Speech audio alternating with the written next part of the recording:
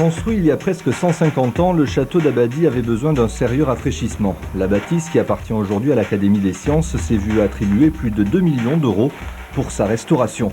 Restauration qui a tout d'abord débuté par la façade.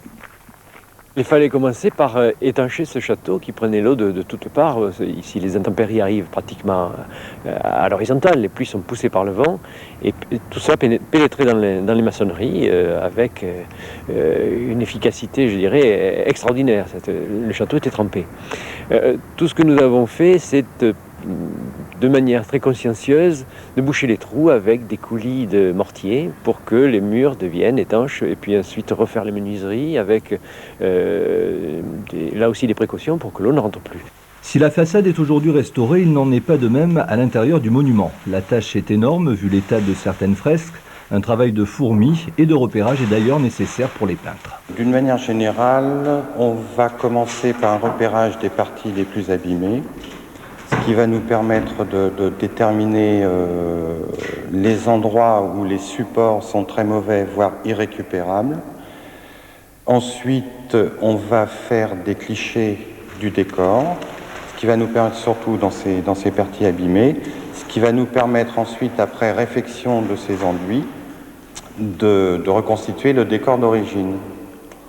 Donc d'après des photos, d'après des relevés sur calque qu'on va effectuer avant de toucher, de commencer vraiment le travail, c'est donc ceci qui va nous permettre de restituer le décor d'origine.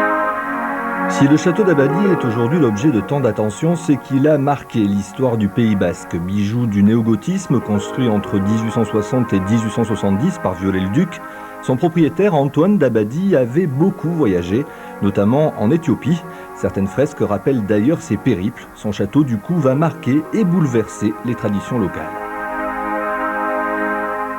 Imaginez un petit peu le choc que cela fut pour les gens qui étaient à l'époque ici, de voir débarquer cet homme qui construit un château totalement hors norme pour la région et qui amène dans ce château des gens de couleur, des noirs, hein, qui amène des instruments un petit peu originaux, qui construit des choses tout à fait incompréhensibles pour les gens du cru. Alors là, évidemment, quel choc culturel.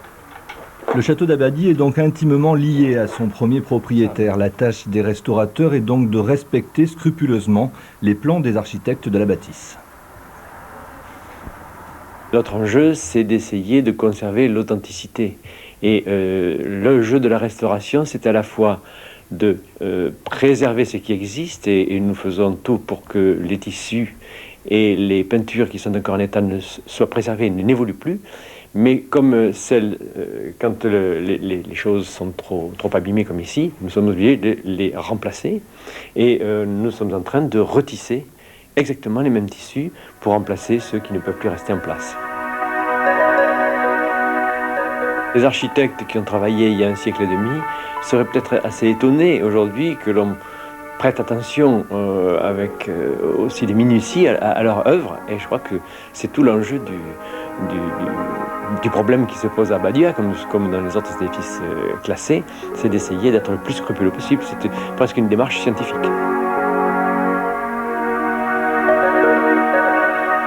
C'est en 2005 que la restauration s'achèvera. Le château d'Abadie pourra vivre alors une seconde jeunesse.